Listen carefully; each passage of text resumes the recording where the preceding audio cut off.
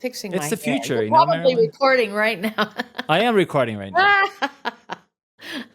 You never know when we start because it's like it's very That's you where know. some good stuff happens. Like Yeah, I know. me I had a trying to friend of look mine good. here. I had a friend of mine here. She's like, we are talking about relationships and things like that, and she's giving me like advice. And then I was like, and she's like, well, when are we gonna get started? I'm like, we already did. She's like, you're not putting this up. I'm like, yeah, I am.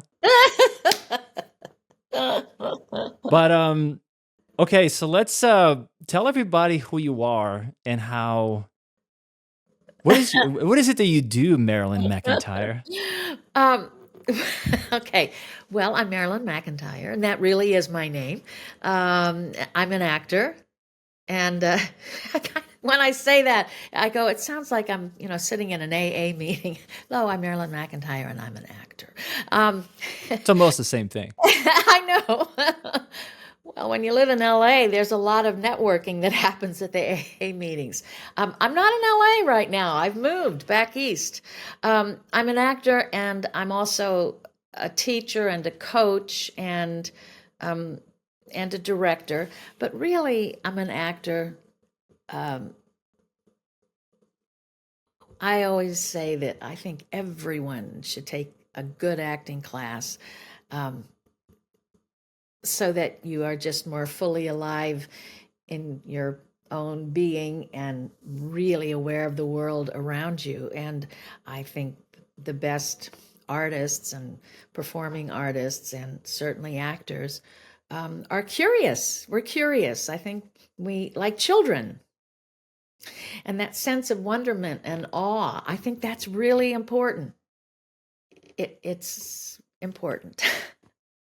So there you go. I've been Yeah. around for a long time. I've been a professional actor since the late 60s. So, yeah. How did it start? Like, because it's not. Sometimes, I think it becomes a cliche, but a lot of the times it feels like we didn't choose this profession; it chose us. So I don't know if you feel the same way, but for me, it was kind of like that in the beginning. Um, my feelings about it have changed quite a bit, but in the beginning, it was very much like it was like a calling, like I had to do it. But what was Yeah. the beginning like for you? Well, a lot of people say, oh, I knew when I was 8 years old or whatever. And I go, not, I didn't really know that. When I was young, quite young, I did the traditional thing of taking dance classes, but I was good. I did ballet and things like that. And I played the flute. And in high school, I did a couple of things kind of on a flute, partly because I danced. Um, and yeah, I never thought about really doing this because I also loved to make props and paint scenery and stuff. I went to uh, school right outside of Washington, D.C.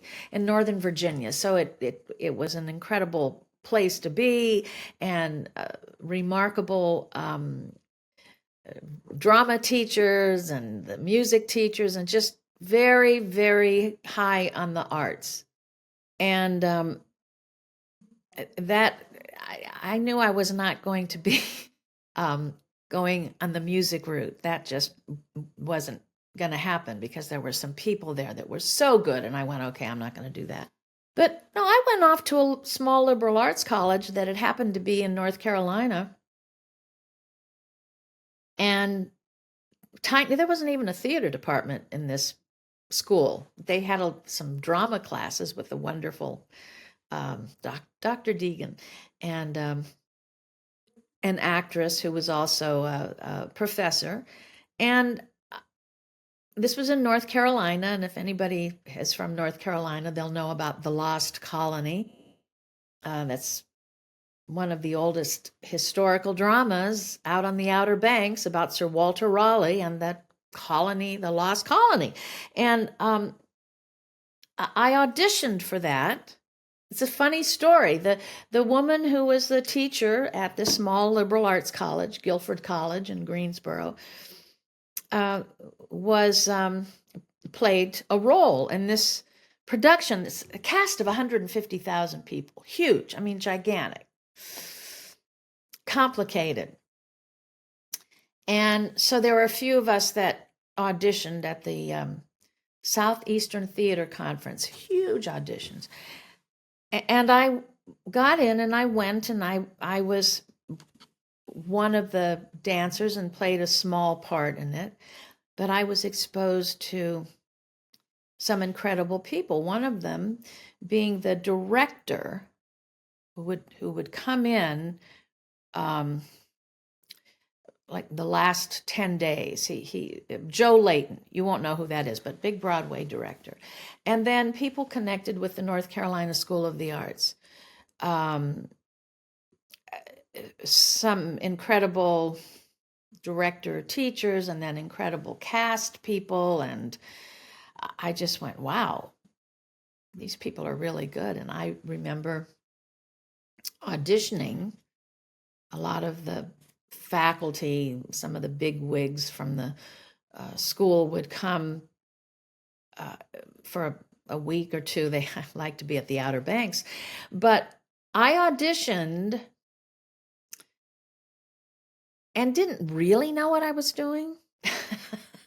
I had done some things at the wonderful small liberal arts college I was at, but I didn't really know what I was doing.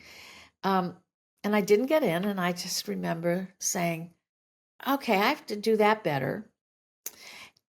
And I auditioned I went for another summer there, and I auditioned again and got in, and they put me into the class that I would have been in if I'd been accepted the year before. And it was interesting because I tell myself and I tell any actors I work with to it didn't dawn on me to do anything other than figure out how to do it better. I wasn't like, oh my God, I failed. I can't do this again. They'll never want to see me again. That never actually crossed my mind. I just said, I have to do this.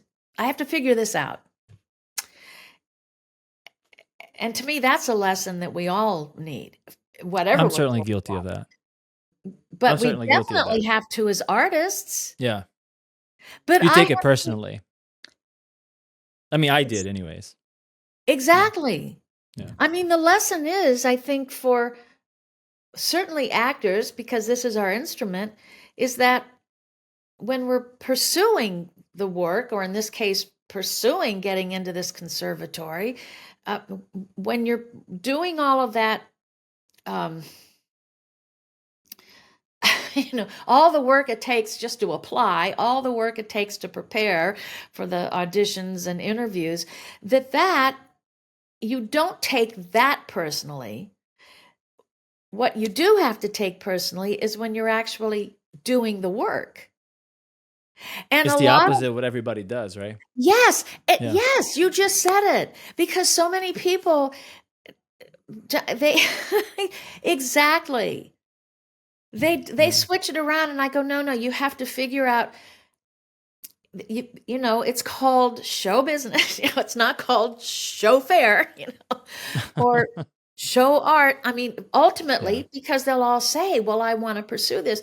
And I said, okay, so really stay professional with that part of it. And I just think back where I just said to myself, well, you have to figure out how to do that better. But I know why they put me into that class that I should have been in is because I really did figure out a lot of things. And I also understood just instinctively of how to be hugely present and take everything personally when I was doing the work as an actor. Not that I understood that in an intellectual way, I was just fortunate to do it.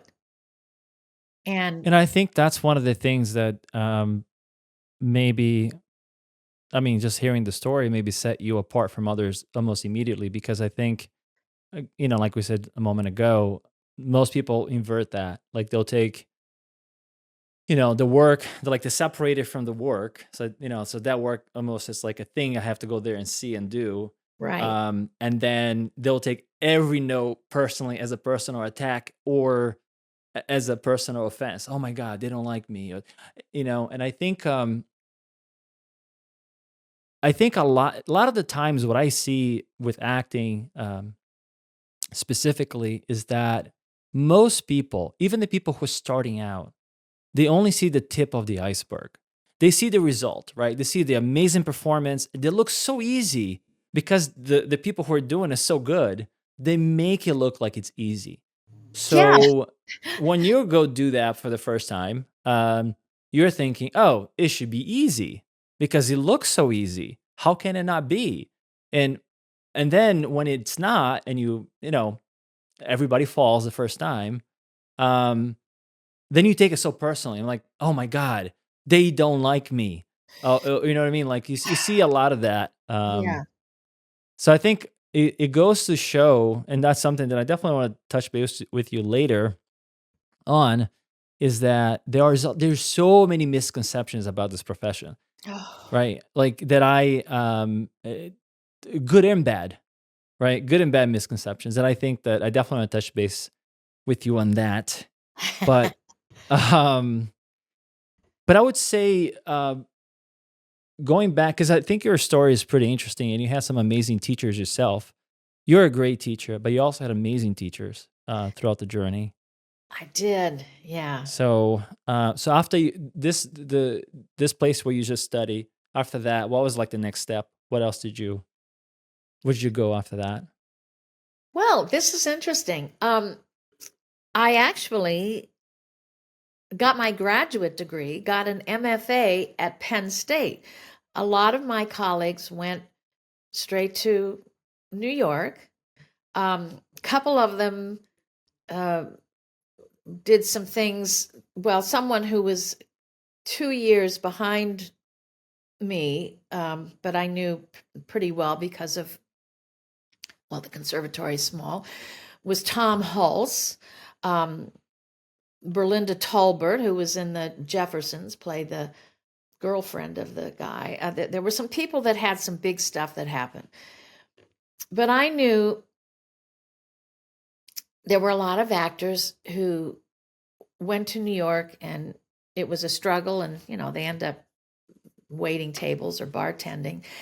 And I had met um, someone who was in the graduate program from Penn State who was coming down to actually interview for a teaching position at the School of the Arts. And through this, and also someone from the North Carolina School of the Arts, an actress 2 or 3 years ahead of me, had worked in the summer theater, which was an equity theater um, at Penn State, and with top-notch um, directors from some of the better regional theaters in the country, League of Regional Theaters, Lort Theaters. And I asked, there were two of us that inquired about auditioning for the summer theater there. And it was intense. And Penn State, right in the middle of the state. Um, it's like a 4 or 5 hour drive from where we lived in Northern Virginia. And I went up, and it was an amazing audition process. I met some grad students. I said, okay. And so I was there that summer and had some great parts. They have some very good equity actors that they would bring in, some, and certainly in the off Broadway. Well, some of them did Broadway too, and the big regional theaters had names. And so I got to work with people who were in a wide age range, who were successful actors. And it was at a time in the business, it was at the crest of the wave of all these MFA professional acting programs were feeders into the big regional theaters in the country. Hmm, And interesting. that doesn't happen now. There were I was still gonna say, it companies really then. doesn't, No, yeah. there were the best theaters had companies. Arena Stage, which a couple right out of grad school. I was in that company with some amazing actors. Diane Wiest started out there, and people you may not know. Robert Prosky, wonderful character actor. A lot of people that had major careers in TV and on into film. I think I the Guthrie Theater in Minneapolis might still have a small company. I worked at the Alley Theater as a guest, and they had a company of actors that not a big company, maybe a dozen people, some people who actually moved to Houston to be able to be a member of a company. And usually these companies had 48-week contracts. That was in the 60s and 70s, and it's changed completely now. But I was talking to somebody the other day as a young guy who wanted to he wants to be an actor, yes, and he was going to college. It wasn't like a big, you know, liberal arts college or anything like right. that, but it was just like a local college here. And I didn't know him very well, so I didn't say anything, but I almost felt like I was like, man, right now you're better off going to LA or New York and getting to like a really good acting studio. Right. That's going to be better for you Yeah. Yeah. than going to get a 4 year degree. The 4 year degree is not going to do anything for an acting Exactly. career. Yeah. Going It's to your class is way better than going to a 4 year program. I mean, maybe, and again, I'm not saying this just because you're here. This has been my opinion for a long time that I think it's cheaper, right? Because kids are going to get out of school with so much debt. For like, if you, I almost told the kid, I was like, listen, go to school for engineering, go to school for accounting, go to school for anything else, and pursue acting. Get into a good studio in LA or New York. You're going to be way better off than, you know what I mean, paying for college to do that, because the I teachers there listen. probably don't know anything anyways. I It mean, again, unless right, unless you get into really one of the top programs where undergrad, which is very, very hard, like, Juilliard, or I will say, like the University of North Carolina School of the Arts, which is where I went, that also has a great film school, and they collaborate a lot. that's great. Um, it, yeah, I totally agree. I mean, there are a few colleges that are known for their um, theater. There are some that are very good, but I don't. This is a relatively new thing. In fact, this year might be the first time it's happened. The MFA program at USC at University of Southern California. You say USC back east and in the South, they think They they're don't know what it is. Yeah. we're not talking about the Gamecocks. We're talking about the Trojans. I taught there for a long time as adjunct. Um, their MFA program is free. Really? You do not pay. Now, has the competition been skyrocketing? Yeah. Does it mean they can get the creme de la creme? Yeah. Does it Wow, mean that is there's so many amazing. graduates that have come out of that school? So many. There's a huge, well, not as much as what happens to the School of Cinematic Arts, um, Yeah. but the School of Dramatic Arts, which is, I like that they've changed the names of those two schools. Um, they have big donors. They have money. But that's They a can cover really that. good Is man. I would have killed for that opportunity back Yeah, then. yeah. That is really good. Well, I think some of the better schools in their MFA programs, not MA, but their MFA programs, um, they are very good about their stipends. I didn't pay for my grad school at Penn State. I was in the rep company during the year. Um, I've never been so exhausted in my life. Rehearsals would be in the morning, classes were in the afternoon, and then if you were in a main stage production, you would rehearse at night. And I go, how did I do that?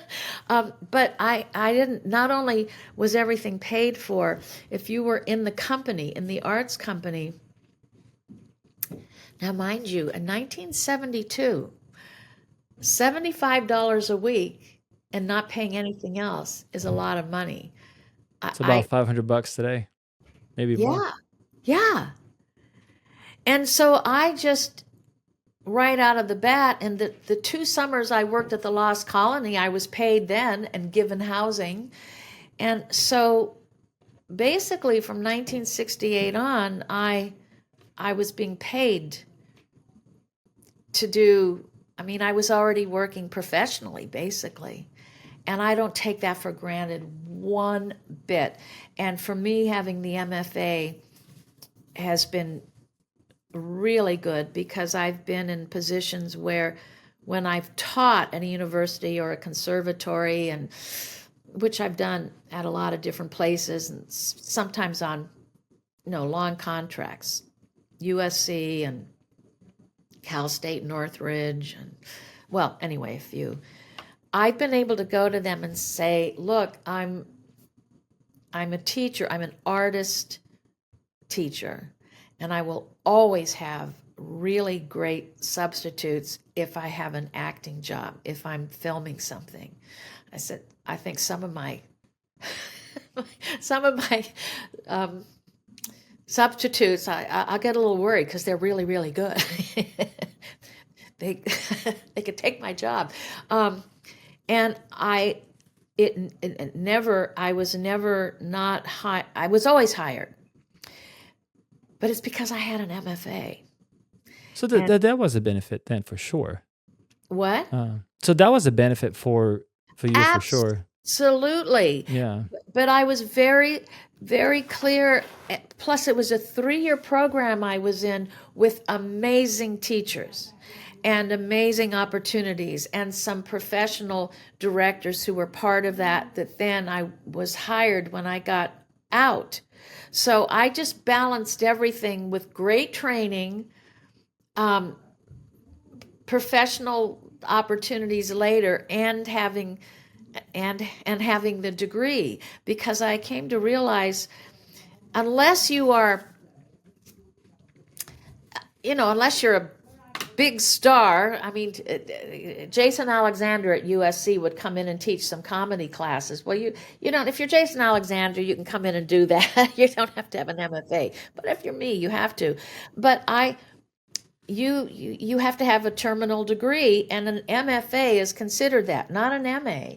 And so I just thought, I am good at doing this, so do it, don't apologize for it. But I was always working as an actor while I was teaching. And I'll tell you something, getting to work, and I know we're going to talk about this in a minute, but getting to work with Uta Hagen, who was acting. I got to see her last production before she had her stroke. Brilliant teacher, never stopped acting. Because when people say, oh, those who do, and those who can't teach. And I go, not the best teachers. You're really, really very wrong about that.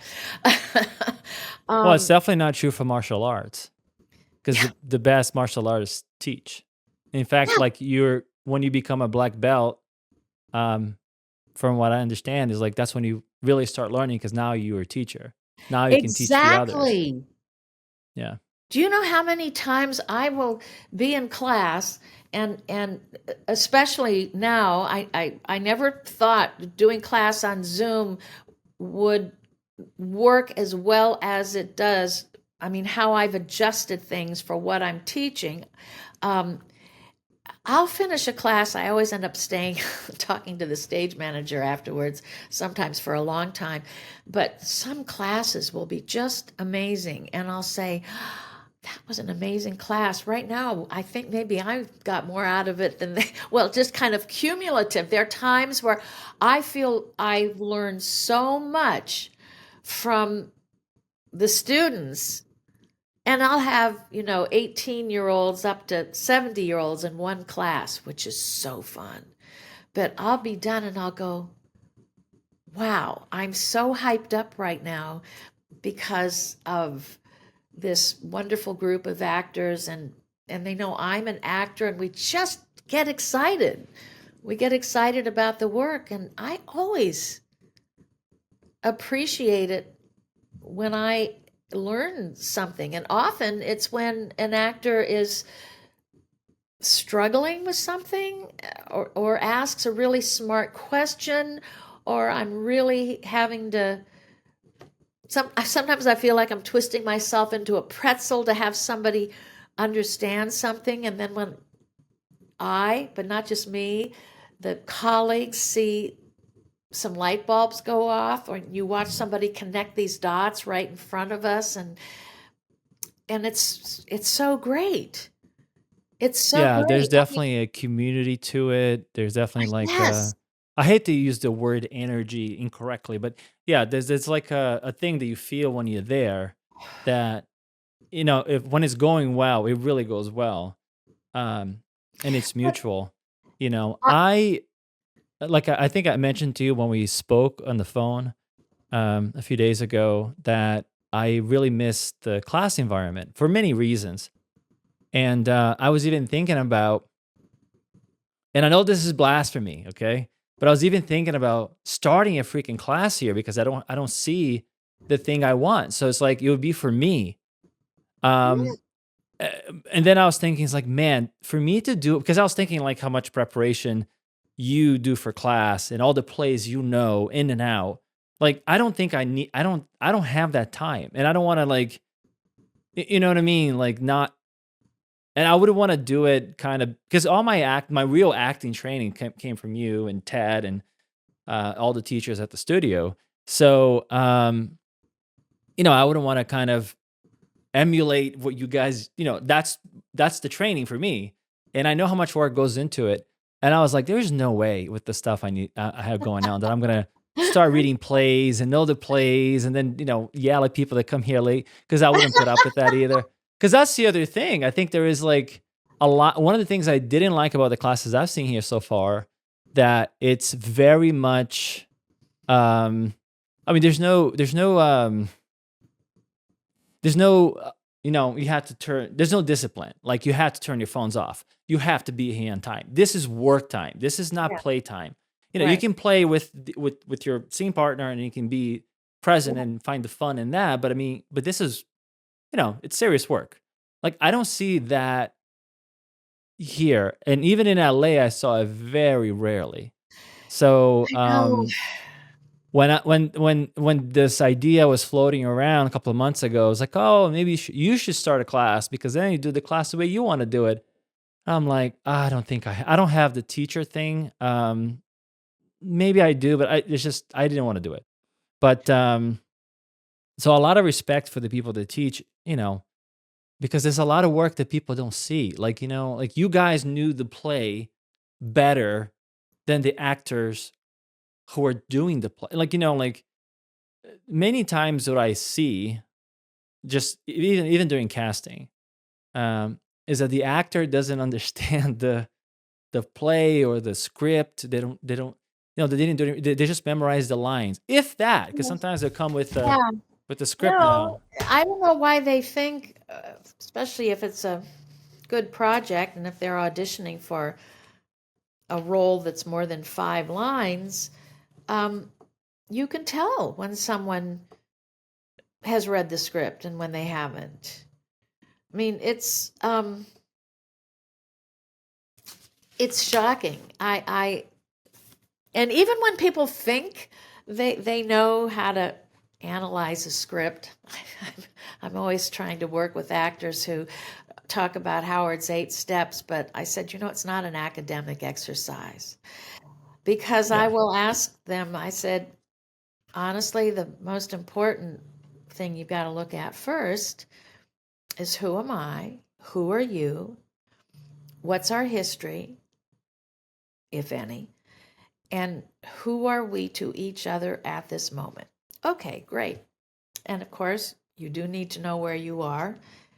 And time can be extremely important, but sometimes it's not affecting what's really going on there. But they'll go down the list, and I'll just say about the who am I, who are you, who are we to each other at this moment. And then I just say, so what's going on? What's happening? And they can't tell me what's happening. I said, okay, you've got to understand what the story is here. You have to know what the writer's intent is. There's no way you can you have to know the story before you start to personalize the work, because it's going to tell you how you're going to make this your own, where you see yourself and the character, where the character plugs into you.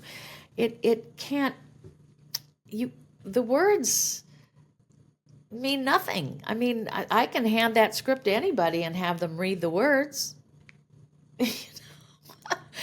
And I said, I personally like figuring out all of those things. I like that. I like to, it's all a puzzle. It's all problem solving. And it's amazing how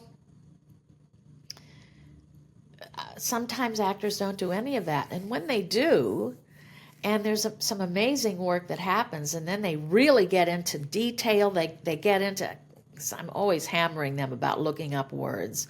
They'll say, oh, I know what that means. And I said, you've got a phone right there. I said, everybody in this class, look up what this word means. And then they read it and go, oh. And I said, and look at synonyms. And they go, oh, okay, right. And I go, and then they'll do the work, and they'll get so excited because they go, wow, I didn't have to think about, how am I doing? How are I'm going to remember all my words. And they said, this was so fun. I get it. It's because I did all this work. I understood how, because Ted would say the same thing. I say the same thing. When you've made good choices about things, and I'm always saying, I'm not talking about choices of how to play something, but choices, it's, God knows when you get a TV or a film script and it says, interior, night, and they go vague. And I said, well, okay, gee, it's pretty vague. What's it like? You might be doing this at 8 p.m. at night. How about we have this be at midnight? And you'll watch the actor go, oh, okay. Changes immediately. Everything. Yeah. And I just go, guys, you will know you have made good choices, specific choices, hot choices. When you don't have to work on it, they work on you. You go, okay, it's midnight. Okay, or where you are. Oh, let me take that scene and put it in a, we know it's Yeah. A taking lot of the place in times the too is hospital. Is it in a waiting room? right. Whatever, for whatever. And and I just go, the more generic you make something, the more forgettable it is. The more specific something is, the more, that's what people remember. And that's when also, it's in the details and specifics where, there's an emotional connection, there's a human connection, there's something that actually becomes more universal because we recognize things in a very specific way. Not that we all have the same reaction, but we have something affects us personally. And but boy, when you run into the people who, this is all going back to that professional and personal thing. It is hard to give up control, to have an instrument that's just completely open, and to have done all the right homework, and then leave the homework alone. You just got to throw it out there and see what sticks, because then you got to go up in that airplane. You got to even if I have to tilt the plane sideways with the door open to have you fall out, you got to go out and you got to pull the ripcord and you're going to go down. The air currents are going to be different. It's going to be a little different each time. You're still going to end up on the ground, but you can't control those air currents. You can't control that stuff. You can control practicing how to, you know, put your parachute together. You can practice jumping off 10-foot walls, but when you go up in that airplane, you can't open up that parachute up in the airplane. You've got it, It's strapped gonna on, be different every single time. and it will be. Yeah, I think that's where the pre-shaping starts, right? Or that's where it takes place, and it's really hard if somebody doesn't understand that concept. I was trying to explain this concept to somebody I was working with last summer. I was like, "Listen, you decided how you're gonna play this thing 4 months ago. You have to forget about that, and you have to be here now because it's not gonna be the way we, you know what I mean? Yeah, we rehearsed it, but we're here. So now it's go time, it's here time. It's not the way we did it 3 months ago." Well, you can use any sports analogy and But it's go, a very hard concept to explain to somebody who kind of learn acting the wrong way, right? yes, Because they're learning like, oh, I'm gonna get angry now. Oh, now I'm gonna say this thing, or I'm gonna like really emphasize the you are the one who did this. You know what I mean? Like that kind of shit. Like yeah, they're emphasizing the word of the I thing. know, I know. Um, and I'm guilty of doing this, starting out with you guys. I mean, I was guilty of every sin that there is. You know what I That's mean? why you can talk about it so articulately. Well, but it's true. It's like I've done it all and continue to do. But but the thing is, like when you do it, I'm like, oh shit, I just appreciate that. Like if you can look at the stuff that you're doing and without any ego, because I think that's the other thing too that we trip about, like having an ego about it. It's like you have to look at it like, ooh, I just did that. Really, I was pre-shaping there, or I was expecting that thing to be there, but it's not supposed to be there. Yeah, I'm supposed to be looking for it. If you can detect that, and I think that's one of the things I gain. I gain a few things from working with you guys. One particular was very special to me. But one of the things I gain is the ability to look at the work and be like, oh, this is fucked right here. Let's fix it. And then That's, yeah. kind of I mean, the fact knowing a that little you, bit how to fix it. right. The fact that you recognize it, honestly, that's 90% of solving the issues. It's when someone either defends what they're doing, um, and is, well, my whole thing that I say now is like, you have to play the ball that's coming at you. I I know. mean, you have to, because if you Yeah. don't, who's gonna watch a tennis game in which only, I mean, hello. Yeah. You have to It's, play. but now here's the interesting thing for theater, and me being very seasoned, also, well, from years of doing long running, ever suffering roles on soap operas where I learned a lot from doing that right when I first got to New York. But I've said, well, I've done a whole lot of theater, from big stuff on big stages to big stuff on small stages to a lot in between. And when you're around long enough, and because I was working with some amazing pros at the beginning, and and when I was at Arena Stage in Washington, D.C., I also understudied some people. There were a couple of things I understudied Diane Wiest in. And I said, "Oh, I don't want to. I don't want to be an understudy ever again. It's so intense." But I got to watch people, and I got to watch different processes, and I got to watch a couple of productions. One actress that I now understand very much what she was trying to do. She was so smart. And the director, and I can think back and realize a lot. The director was insecure. Rather than being able to say, I don't have an answer for that, let's figure it out. I think back and I went, he didn't know, and he was defensive about it completely, and tried to hang on to what he was doing. But I really, it's after the fact, I understand so much. But at the same time, she was really always a prickly person. So you put those two people together, and it was really uncomfortable sometimes in rehearsal. And I haven't didn't have enough experience to kind of figure it all out at the time, but I knew, and I didn't have to stay in the room. You could watch as much rehearsal as you wanted to, and I had a really nice, important part in this production, but there were stretches in which my character wasn't on, but I just wanted to watch the rehearsal process. And I thought, wow, okay, they both needed to work on the positions that they were in, and the actress was not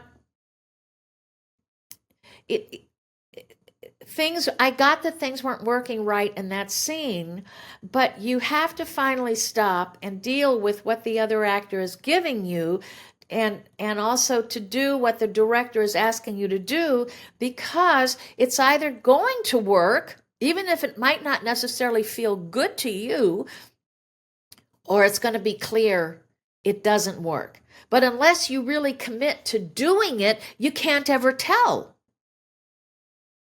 And that's Yeah. so you get what I'm saying? Yeah, I do. I And think a lot of the thing about directors, right? It's like they're not all created equal. Like some people, like they're very technical.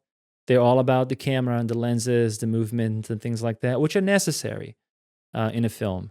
It really, really is. And I think, this is not, an offense to anybody, but I think that when somebody comes up on the theater, right? And I'm guilty of that too. I'm guilty of every sin there is that you don't realize the difference that intentional directing in a film makes, right? If a director has a really strong vision of what the story is, what the cinematic language is, and you trust that person, it is magical, right? Because they can make you look like $1 million, and the movie goes to live on forever.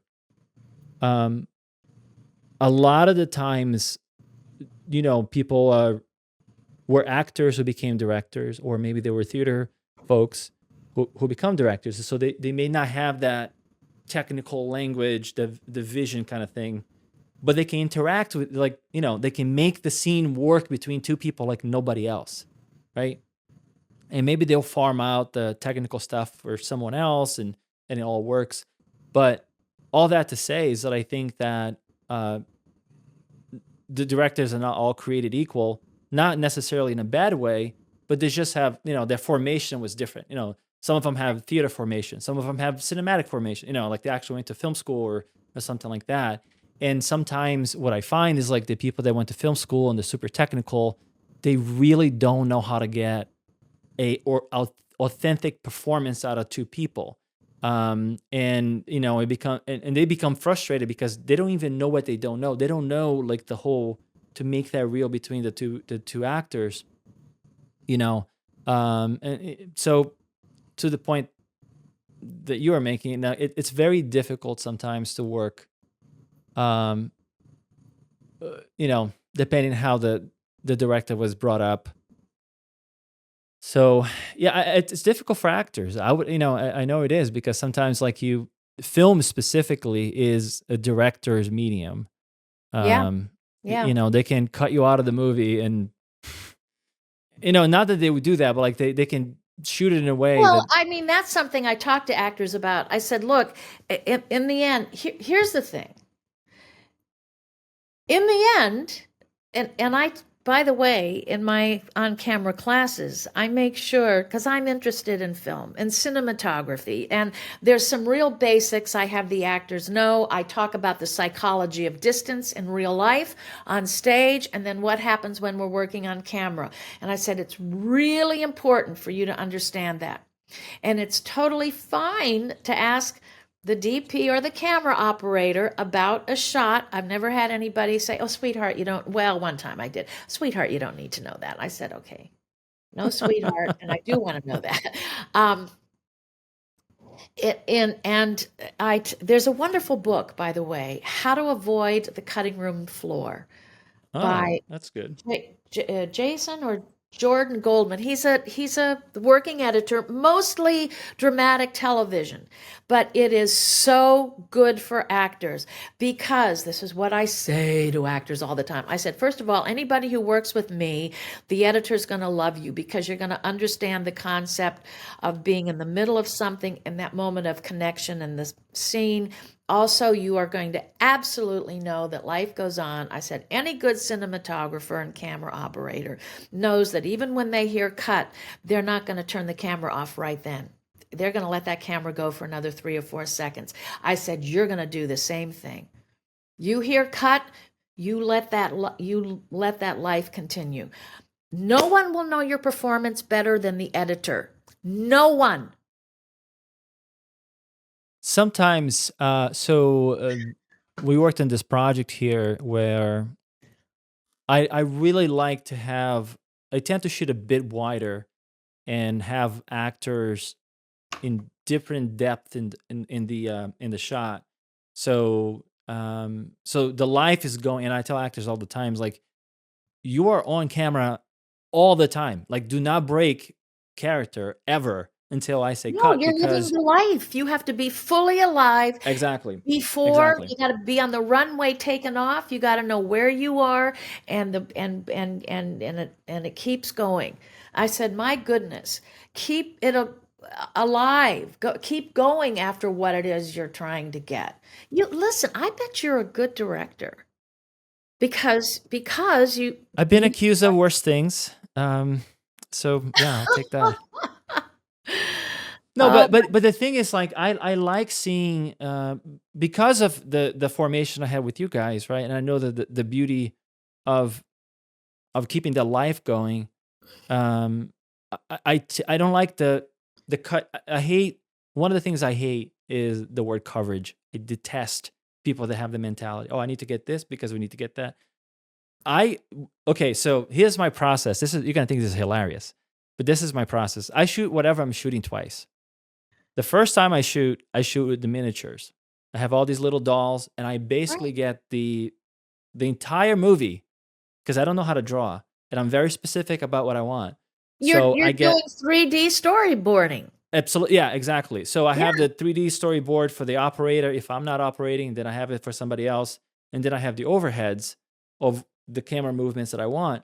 And usually, I tend to shoot a little bit longer so that I'd allow the actors to, move behind me, do whatever. Maybe I'm talking to you, but like the guy's over here, he's taking something. I'm like, what the hell did he take? Like, it's happening all the time. And usually, when you work like that, when the actor is not used to the theater, specifically, you can see that, like, when they think that the camera is not on them, which is never, because again, I shoot wide. But when they think it's not on them, that's when sometimes they do the best work So because it's if so they stay real. on it, yeah, exactly. Yes. But sometimes they just break character, and I'm like, what are you doing? Like, you're not. Life didn't end because this guy moved a little bit this way.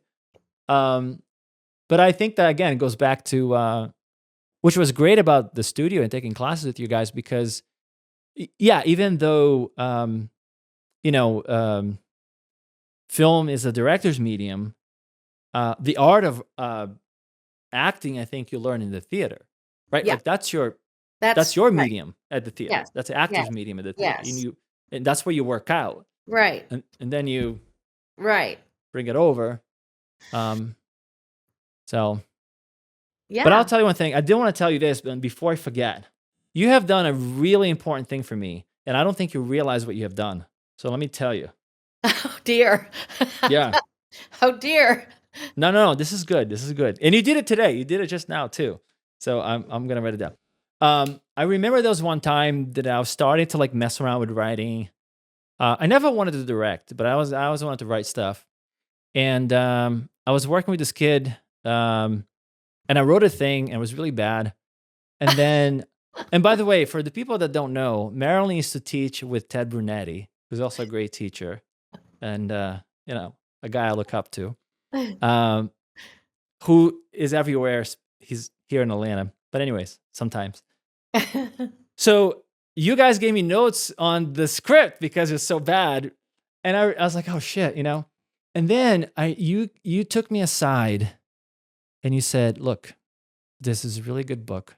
It's called The Art of Dramatic Writing. Oh, yeah. Lajos Egri. Good that you know how to say it because I was gonna butcher his name. That book has become my Bible. That book I have recommended that book to so many people, and if anybody who is interested in buying it, you should buy it. Um, that book has become integral to everything I wrote after that, and I have you to thank for that. And I never thanked you Well, for that, well, so I'm thank glad. you. Well, I think it's anybody who's studying acting and you read that book and you go, oh, well, these are all the same things we're looking at and Yeah, dealing with and thinking about. I think that book has never been out of print. I think it's just always I know it's so well. It's been a while, but it became such a part of me because chapter one is about the premise. right. And there's only so many premises in the world, and they're Yeah, almost the same, right? yeah, All the time, they're most universal premises. right, And sometimes I have spoke with kids coming out of USC, or I forget what the other school is in the west side of LA. What's that? There's another college in the west side of LA. I well, forgot the name of. UCLA has quite a Yes, program. yeah. Um, and I think it was UCLA grad. And I was like, well, she's telling me about the story of the thing. I'm like, okay, well, that's the plot. What's your premise? What's the Right. DNA of the story? What is this thing really about? Oh, you froze. It's okay. It won't. Hang on, We let me freeze see. because of the connection, but Oh, you won't be. okay. All right. Okay. But I was saying Was this a you know, writer? Was this a writer you were talking no, to? this particular individual was coming out of the film program, but she was writing stuff, and Yes. I was like, well, if you're gonna direct this thing, you need to know what it Well, is. okay, a director. Because I will say sometimes that I have, um, as an actor, or what I ask actors, and I think what Ted would do the same thing is, what's the bottom line here? Right. What's the core uh, human condition here? And that because sometimes, and I say this to actors all the time, I said, I don't like all those academic terms. What's your objective? I just go, what do you need here? What Yeah. do you have to do? But yes, if you're a director or a writer and you can't really answer that, it's like, how do You're you? flying blind. You're Well, flying yeah, completely you're blind. trying to build a house on quicksand or something. You Yeah. don't have the foundation that you're building it on. So every time somebody says I want to write a script or something like that, I'm like, okay, this is the book you read first. Um, the other book that really helped me was Story by Robert McKee. That was Well, yeah, very he's like the god yeah. of that story. Yeah. I mean, And those then the two uh, are oh, a great great combo. Yeah, pound. like Yeah, you yeah. basically that's what you need to get at least.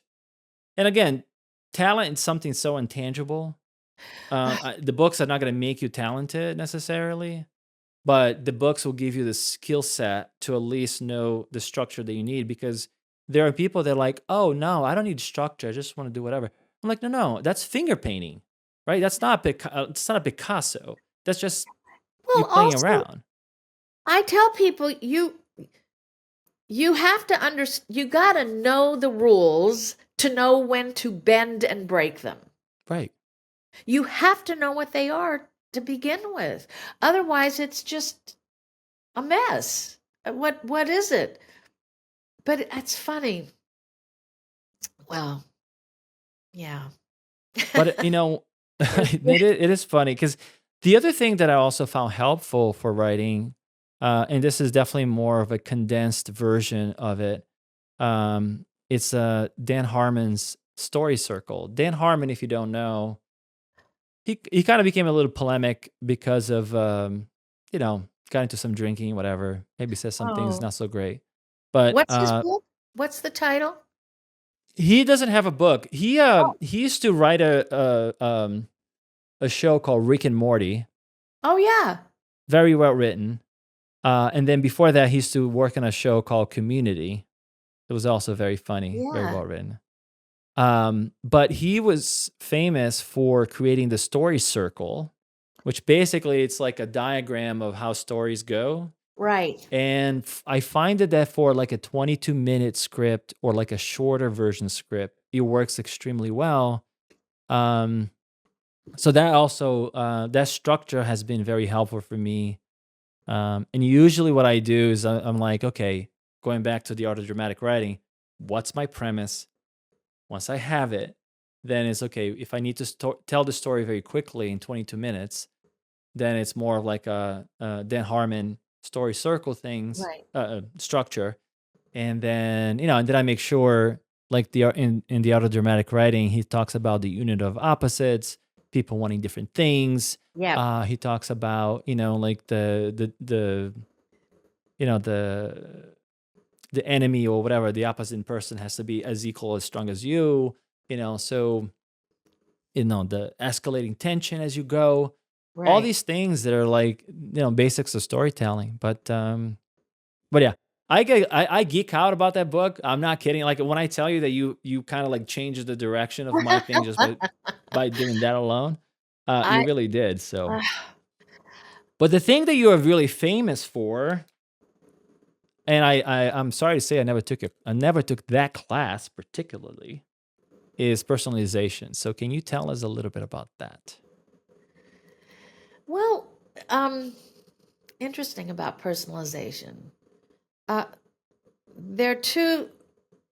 I mean, this has everything to do with how we need to be actually revealed in every part that we play, that it's not separate from us.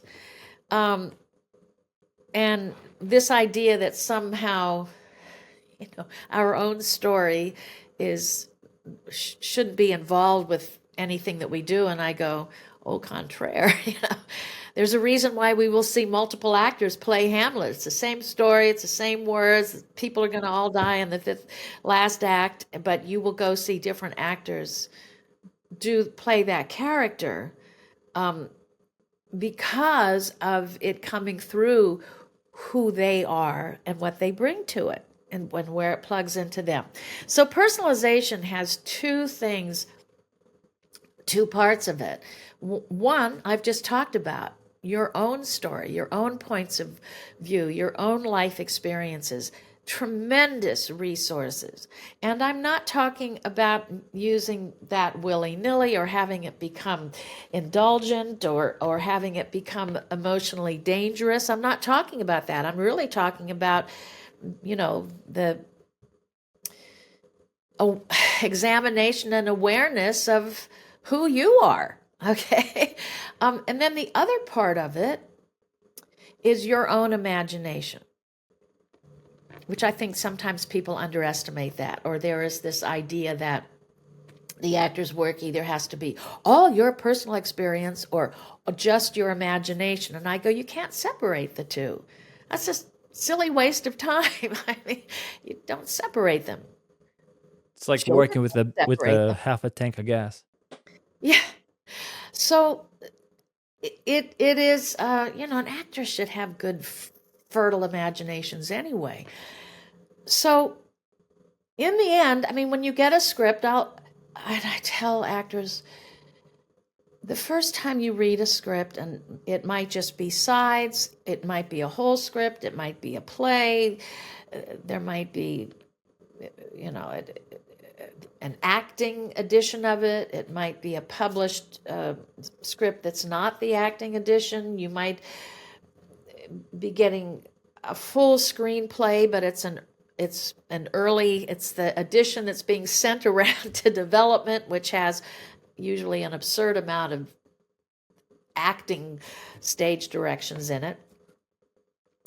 I'm always telling them, look, you have to read the script the first time from the outside to understand the story and to have an idea of what the writer's intent is, and you absolutely should be, as the audience reading it from the outside, you can be judgmental throughout, including the character that you're going to play. You must read it that way to understand what the journey is that the audience will be taken on. Then the next time you read it, it's from the inside, and it's now no more judgment. It's you're experiencing and you're learning and you're asking questions and trying to really understand the characters' points of view. And that first time you've read it, when you know you've been also cast well, that first time you go, oh, well, I get this. Okay. When you go back and you read it again before you start, you go, where do I see myself? Where do I sit in this character? What can I bring to this character? Yeah, okay. And there's certain things that you'll really identify with, and you'll understand where that plugs into you, different places. And there'll be some places that you think don't plug into you. It's usually because they're uncomfortable places, or you don't want to really let anybody know that you know what that's about. And I'm capable of doing that. I just go, I'm always saying to actors, you should enjoy those things. I'm not saying that might make you feel icky or whatever, but here's what's fun. You can do some stuff as an actor playing a character and just acknowledge that you know where that lives. And the goal would be to get to do that full out and be paid for it. I said that. And at the end of the day, you get to put it away. I think that's really fun. But bottom line, personalization is about you're continually working on the writer's story and the writer's intent. You are continually figuring out, how your own story, where these things come together. But here's the crucial, the writer has already, they've had their imagination telling the story and committing to put ink on the page. A good playwright or screenwriter knows that it got to give that baby over to a director and actors, okay? And they're counting on a good director and good actors. I've worked on a lot of new play scripts, and there are a couple of times where I've just said, I wanted to say, you need to write a novel. You need to write a novel because you're incapable of handing the baby over. I mean, truly. It's difficult. But It's not a hard, it's not as easy, especially if you spend a long oh, time writing it's it. It's not not, easy at all. Of yeah. course not. It's not. I get that. But there's some people, I haven't run into it a lot, but there's a couple times where I thought this person just needs to write a novel, especially if it's the first piece of dramatic writing. At any rate, here we are, the writer's story, and now we've got the director and the actor coming in, okay? And we're the messenger. I tell people, you better clean out your pipes because something else is coming through it. It's the actor's imagination that makes the whole thing happen. Because no matter what, the actor has to make that leap of faith into the fiction and live there truthfully. And I think that's why casting is so important because if I, you know, like when I'm working with somebody, there has to be an element of trust because at the end of the day, even though I may have written the words and I may created that person, right? That's on the page, that person is going to change depending on who plays it. Yeah. And I had this conversation with people before because they kept saying, it's like, oh, who is, character X? What's his deal? What's whatever? I'm like, what's your deal? It's not the character X, your character X. Yeah. You're him now. So Yeah. what would you do here? Yeah. Surprise me. Well, Like, exactly. I tell people you have to read the recipe, but finally, and you got to understand all those ingredients. But I said, finally, you're the one who's going to cook the dish. Mhm. And, Ted would always say this. He would say to the actor, "You know what you cook, we eat." Do you remember him saying that all the time? And there are I times don't where, remember that. oh my gosh, yes. I've had some actors in class where the work was fine. I said, that is some good standard meatloaf, and I like good standard meatloaf, and they're they're good standard mashed potatoes. It's good. But I think you can, I think you can You can go do a steak. better. Yeah. But the interesting thing is about personalization is when you know the story, you can then do the personalization work more effectively and productively. Okay. And so when you've got the personalization work happening that way, that's what leads you, the actor, to belief. If you believe it, we believe it in the audience. Well, that belief that's what gives you permission to live the life spontaneously. So you don't. I tell people you're jumping in a script, you're jumping to personalization things before you actually know what the story is. And here's my big thing.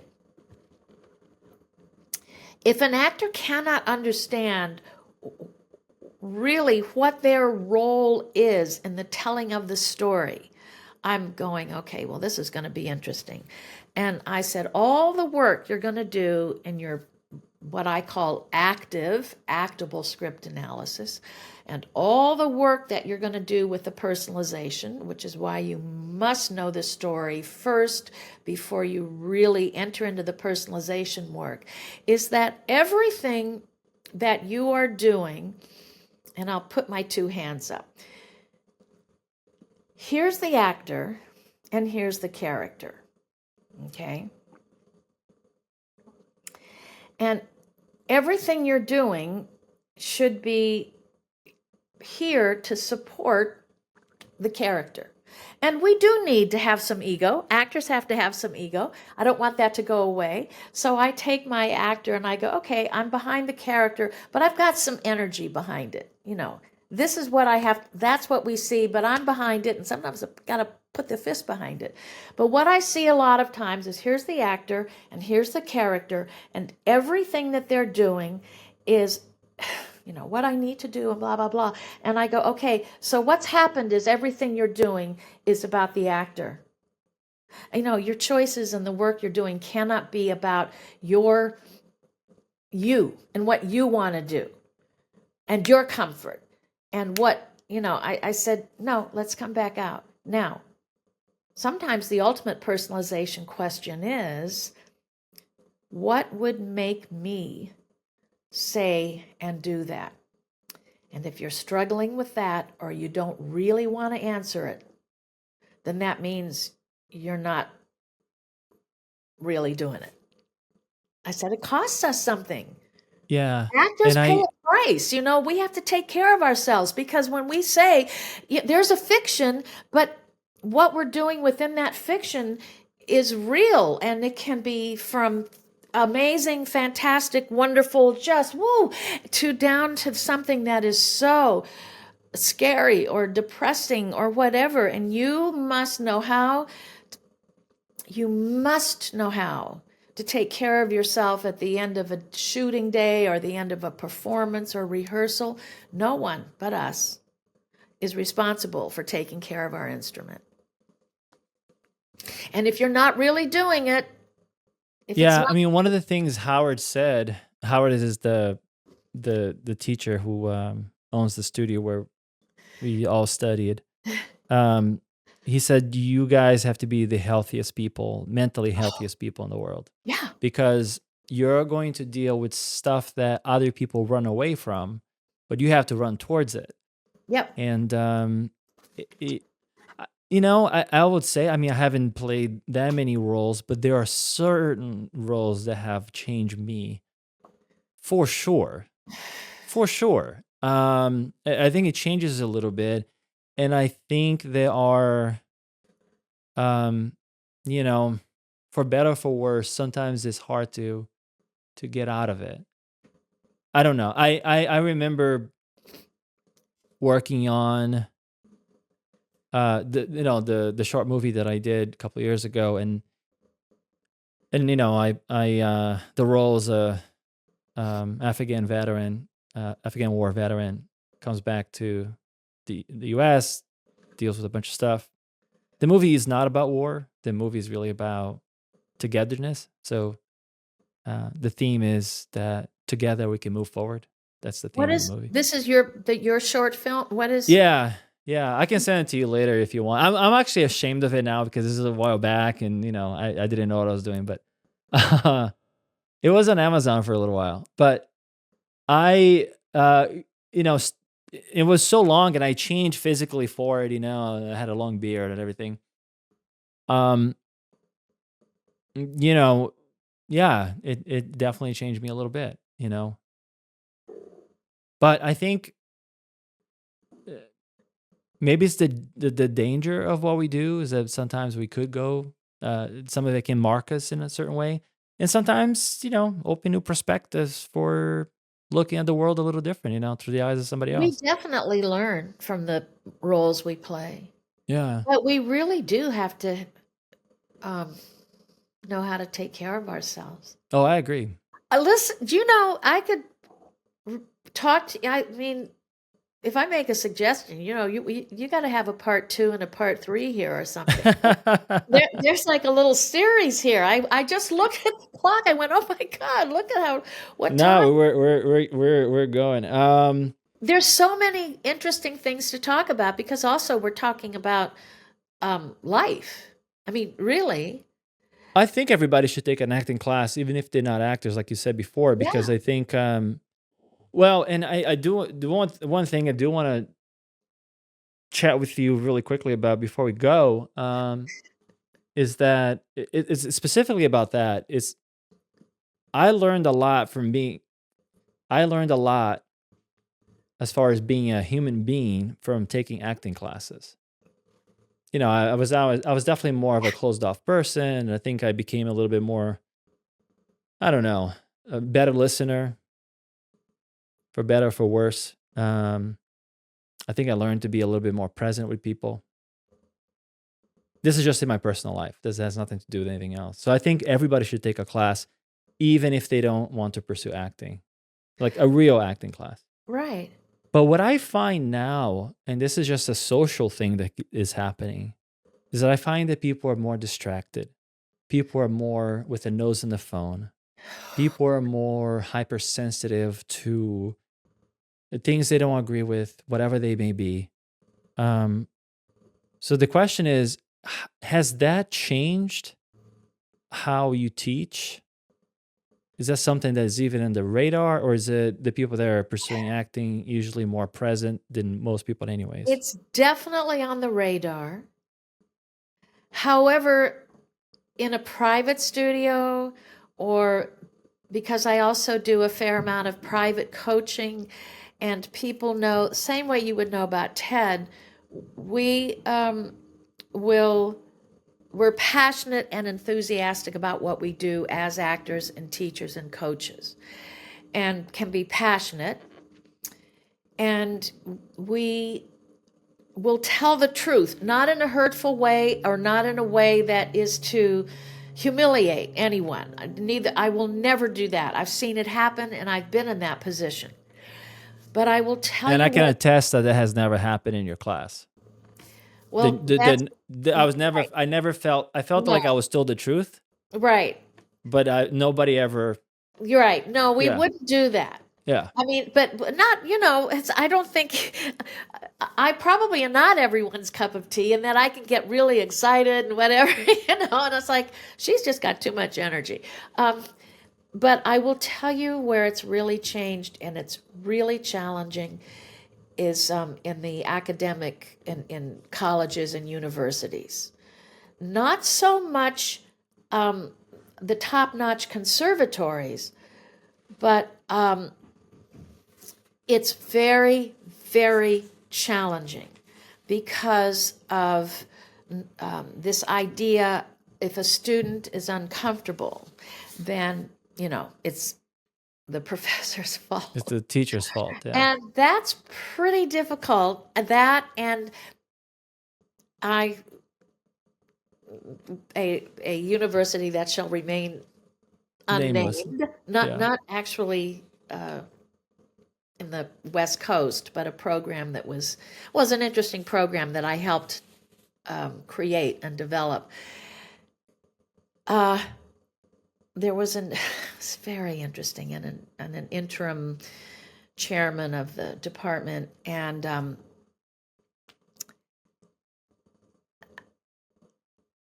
I was told that you have to allow the students to dictate what and how you're going to teach. Ugh. And I said, well, if they feel uncomfortable, I stopped and I said, okay, it's an acting class and there's a lot of theatrical literature, so most of it's not about the smooth sailing, comfortable times, whether it's comedy or tragedy. I'm not sure what to do here because, first of all, I don't believe the arts or the performing arts should be about comfort, but I said I just don't know what to do or teach or what I can and can't say, considering I said I never said or did anything inappropriate ever, but they feel uncomfortable because, and I just thought, well, you better not do any Shakespeare. Well, You better yeah. not do any Greek plays. You better not do any Tennessee Williams. You better not do David Mamet. You better not do anything. I basically said to the chairman, I said, I don't know what to say. I said, I'm not I was a guest instructor just for even part of this program that I helped to create with a longtime friend of mine who's tenured faculty at this university forever. And I actually chose not to teach in it after that. I and I was That is heartbroken. such a disservice for the people, though, because that's exactly what happened. Is like once you start limiting that, Well, it a was lot just of the good weird. art goes away, right? A Well, lot of that was the just teachers it. go away. Yeah. I mean, I didn't know how to react. I stayed very, I mean, I just was, my friend said, oh, you were brilliant in that meeting. You were so brilliant. But after the whole thing was done and I thought about it and where I was and blah, blah, blah, um,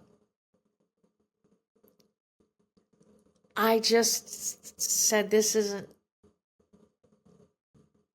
I just can't, I don't even know what to do. I mean, Yeah. So there you go. I think It's very that's a limiting. sad thing that's happening in academia.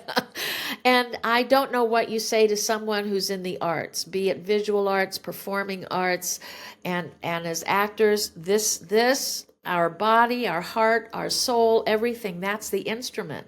And we are the vessel and the message for some things that can be very difficult, and they say things that obviously we haven't experienced everything or think like or speak like characters we play. No character's going to line up 100%. And the irony of it is when the actor is not feeling comfortable about something. And I mean, this That's when the work is class, good. well, no, and I will say, well, what's going on with the character here right now? Well, X, Y, and Z. And I said, isn't that funny? What you were just describing about yourself. I said, what's the character going through? I said, all I see is a human being living truthfully in those fictional circumstances. And I said, no, that character doesn't feel good right now. It does feel icky. It feels icky. It means you're really doing it because you feel icky right now. You gave me that note one time. I remember. We were doing Spike Heels, and I said to you, I was like, "Yeah, I was so confused. I didn't know what to say." And you're like, "Yeah, because that's what Edward is thinking. Like he doesn't know That what to say doesn't know either." what to say, I know. Yeah, But when you're working on something that's difficult and it is challenging, and when you're finished with the performance or the day of filming or whatever, you and I'm always a big part of my personalization classes, and that's very much involved, by the way, personalization in my class called the art of the close-up, because like, wow, you see everything. Music. I have actors create an actor's playlist and really understand what they should have in it and how to use it, blah, blah, blah.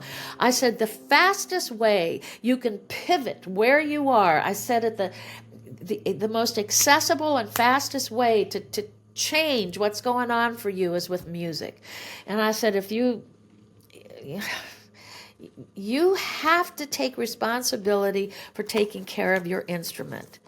And it can't be out in the real world. I don't know who you're going to be running to and saying that makes me feel uncomfortable. I can't do that. I said you're just going to don't audition that. I mean, yeah. I don't. I mean, I honestly just didn't know what to say. So I went. You know what?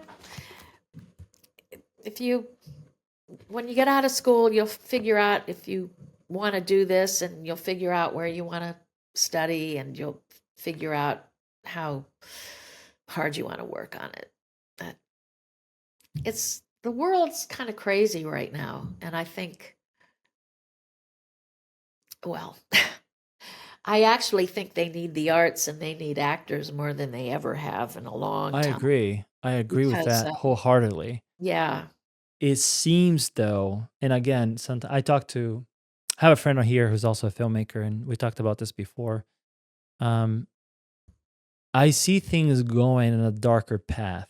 oh I gosh, don't agree with it. I'm not just by saying it. I always have to say this. I don't think this is good. I just see the writing on the wall, and I see the trends that are happening.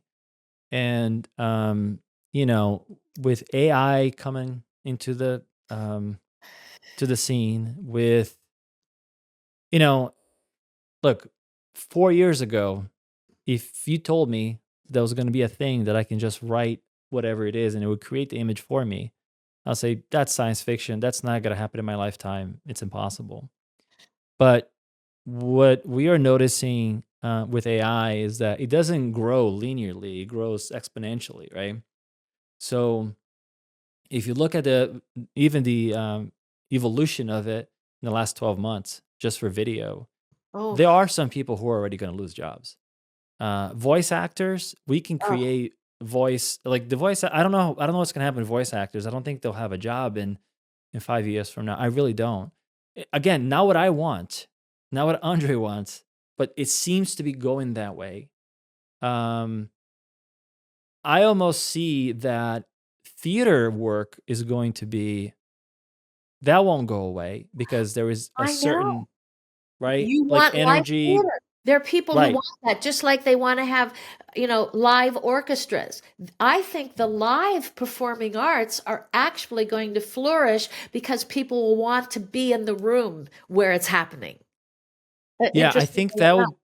that would be, one of those experiences that you can't I'm even afraid to say it because I know what's coming technology-wise, with, virtual reality and all that stuff. But again, virtual reality well, let's put it this way. If I can put a headset on and be let's say, you guys are gonna have a performance at the local theater, and I wanna go. But I can't go because, I can't drive to LA. So I just put my headset on and it would be as if I'm sitting in the theater with everybody else and I'm watching you guys perform live. Right. I can see that kind of happening. But in the But end, that if you've got the live thing going on, right. and then you have that, you financially will be able to support the live event. Even better, right, exactly. Because now you have like a worldwide market versus And like a local market. and you're wanting to see it And because I saw a story about this with sports, the whole thing that's happening. Yep. You seen that? Did you? I mean, that's incredible. But a big part of it is that you are experiencing it as if you are in the audience, part of that live energy. And so that, to me, I'm okay with that. If it means it's helping the live Performance. Yeah. performing the performing arts to thrive. And I don't think the live things are going away. I think I people hope are going not. to, they are. They're gonna be hungry to be in a room with that shared energy. Well, of course, I'm one of the people who likes to go see movies and movie theaters. I Yeah. See prefer that part. I think because they kind of started doing it already, right? Because you, I don't know if you saw. You probably didn't see this movie. This is kind of like a popcorn movie, but the last DC Flash movie that no, Michael Keaton came back as Batman. right. Well, not only did they have Michael Keaton come back as Batman, but they had Christopher Reeves come back as Superman for Oh, like a little cameo. And I hope they paid the family and everything else. But what I was telling my friend is like, I think in 20 years, we're going to watch Superman 20 or whatever with Christopher Reeves, completely computer yeah, generated. yeah. Um, that's my Alexa. When I talked to some AI people, and one of the things that they were talking about is the creating a unique experience, right? And this is where it gets really crazy. But let's say, I don't know. Let's say you're a big fan of Bruce Willis and Sybil Shepherd in the Moonlighting. 1980s Moonlighting. I love that Yeah, show. But anyways, let's I say do yeah, it's great, right? too. I have a big crush on Sybil Shepherd back then. Great. And I But had a crush on Bruce Willis, so there you go. The let's say we're fans of that, and we're gonna go to our TV and we're gonna say generate season 8, and Oh, now we can watch based on our profile that's gonna be on the service yeah. exactly what you want to watch with those characters in 4K, 8K, whatever, perfect. Like that's what this guy from Warner was telling me. That's what they want to be able to do, so that they can just tailor make the thing that you want for you in real time. I just think it's creepy It's very creepy. because It's part very of the creepy. experience is when it's a communal experience, and this Yes. just further separates everybody in their little I just I don't like I that. don't like that either. I don't like it either. So I hope that, I hope I'm wrong. I hope it's further away. Um, because by the way, just to geek out on Moonlighting a little bit, like the relationship between Bruce Willis and Sybil Shepherd, I know that they didn't like each other in real life, but like when they were on screen together, they were absolutely amazing. I mean, And the writing was so good for the time because yeah. they would have this overlap, Yeah. like we work on the overlap exercise. But they had this, they'll be arguing about something and then they'll catch a little thing and then they'll be like, what? What'd you say? It's just, it's amazing to watch. If anybody Yeah. wants to watch Moonlighting, it's on Amazon Prime now. But Yeah. I love Yeah. it. Well, Marilyn, this has been awesome. And we haven't even talked about Uda yet, so you're just gonna have to have me back. I would love to have you back. I'm sure there has a lot. There are a lot of Uda Hagen stories that I Well, would. there's just a lot. Look, I actors are known for loving to talk about the craft, but it's also because you're talking a lot about just the creative process, period, which then you're just talking a lot about life. And yeah. If somebody wants to get hold of you to hire you or take your class, which they should, what's the best Well, way? yeah, because I teach 3 classes on Zoom, and it's all related to working on camera, but it's very much related to the process of personalization and learning from an actor's point of view some of the technical aspects of being on camera, so you can walk onto a set and not lose the craft of acting because you're not understanding what's going on. And I am a big film buff, so I that's very important. Well, people should go to howardfine.com to learn about the studio, and there are many good classes. That's where you would register for my class. I have one that's called acting. It says for the camera. Nobody acts for the camera. I beg them, it's acting and the camera. But they said it's because of what you Google and blah, blah, blah. Fine. But Right. the important part of the title is The Art of the Close-Up. Because actors make their money in the close-up. People go, what do you mean? I said, if yeah, if it's not going on there, if it's not happening, that's, yeah. I mean, there's a reason why Yeah. after dailies early on, somebody won't be there anymore. That happens in television a lot. I happen to think, by the way, The Art of the Close-Up and why the show is so good, and she's so good, is this Kathy Bates and Matlock. She's so good. The detail in her work and everything that happens non-verbally. So anyway, my other class is called The Self, in your self tape, and that's Uta Hagen's book, A Challenge for the Actor. She has a whole section called The Self, and that's This guy right really, here. yeah. There you go.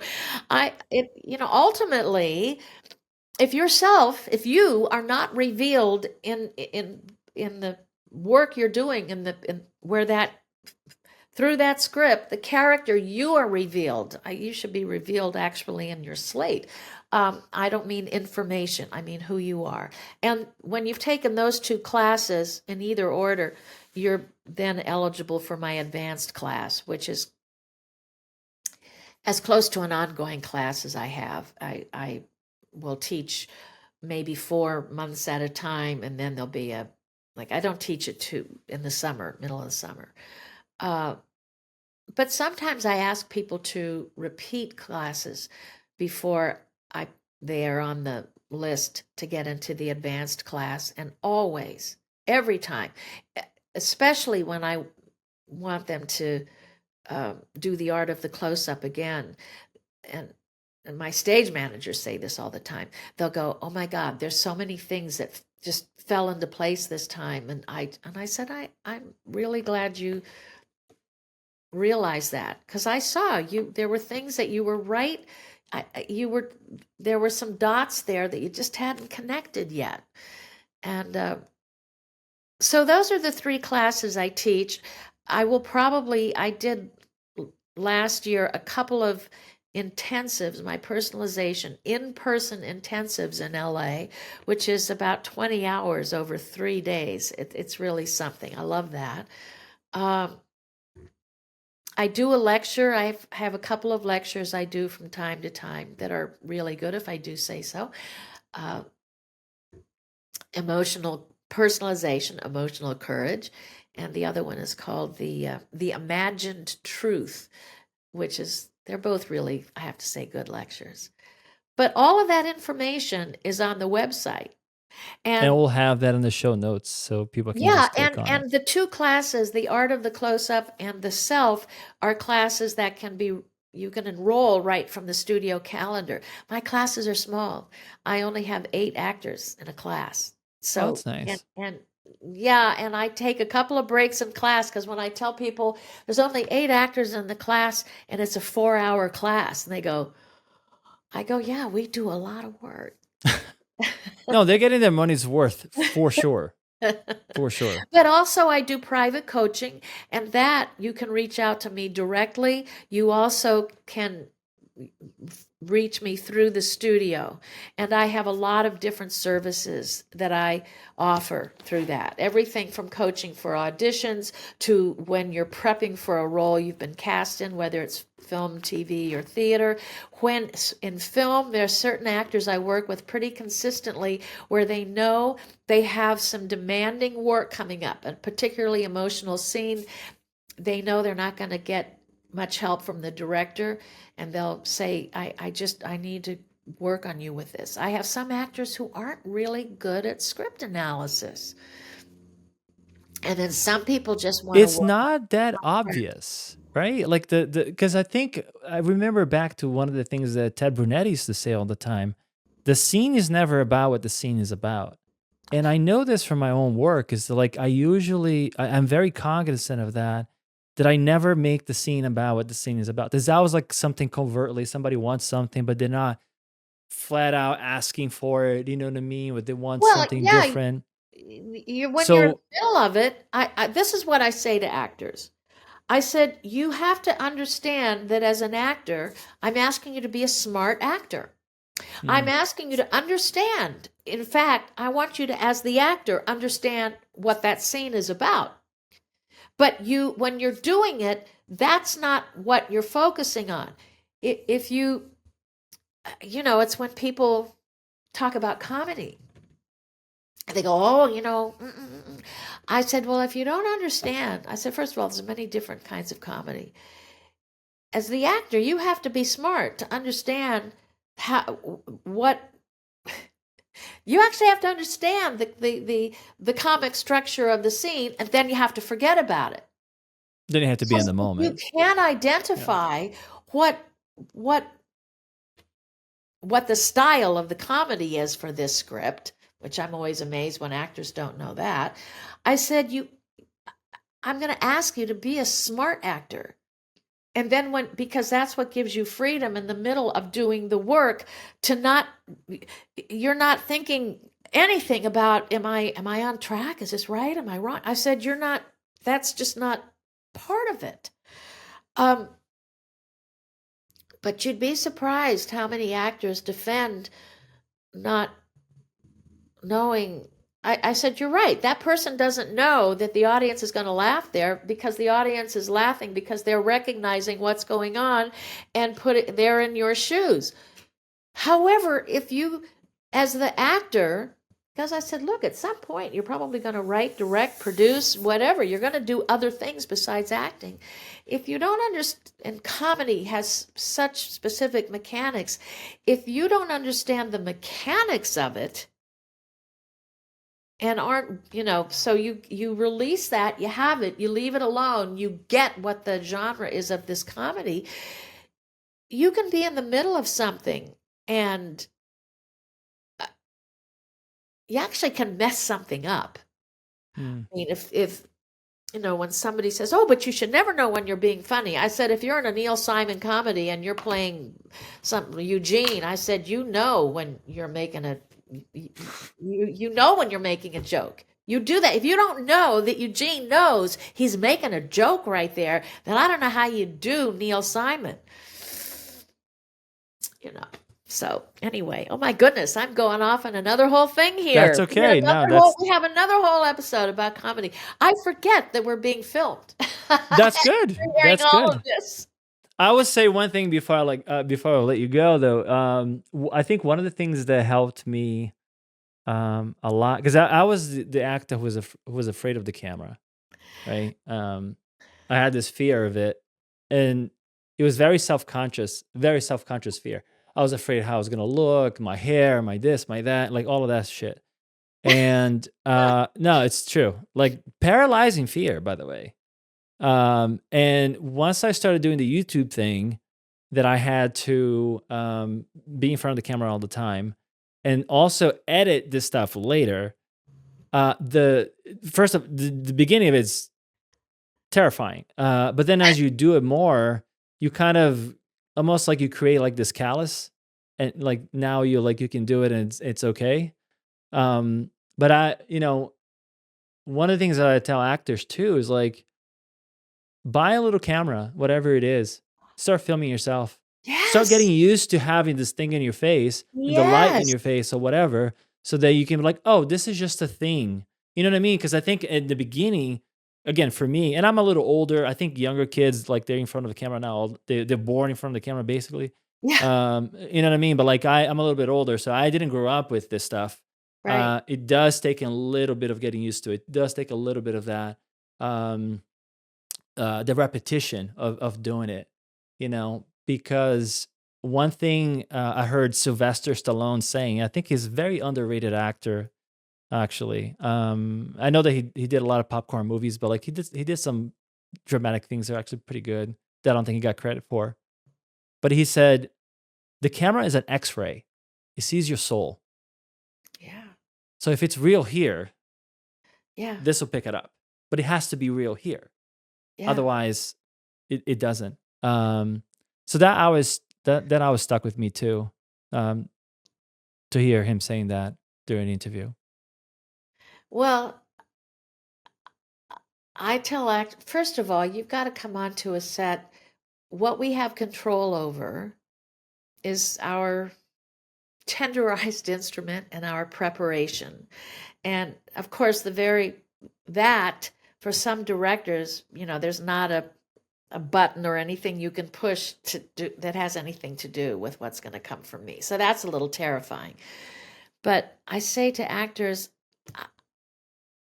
your most intimate acting partner is going to be the camera.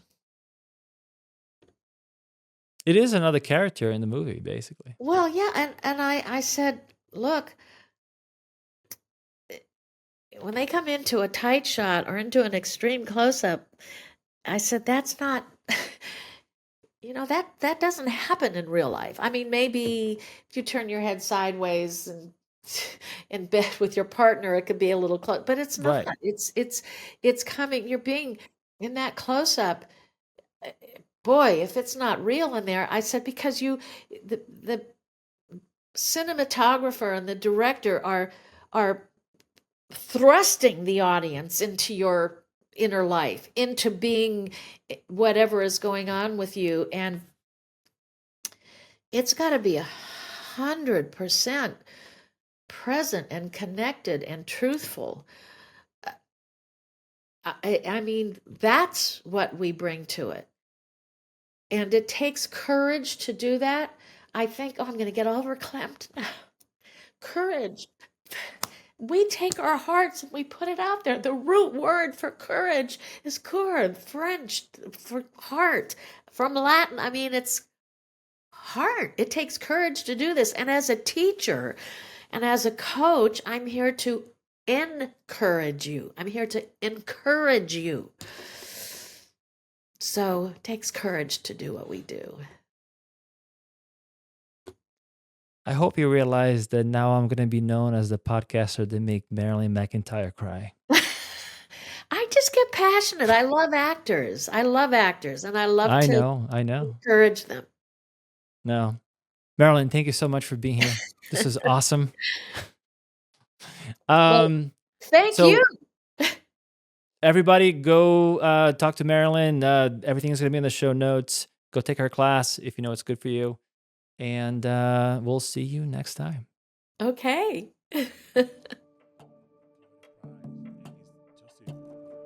Nonsense battle that doesn't even have to exist. It's like it's so funny how the way I used to perceive love in countries like America, Europe. You know, film always sells such an image that if you don't know anything about the place, you will just believe in anything you see. Like the way we saw in movies, for example, how people can easily find loves. But being here, it's such interesting how you can literally spend an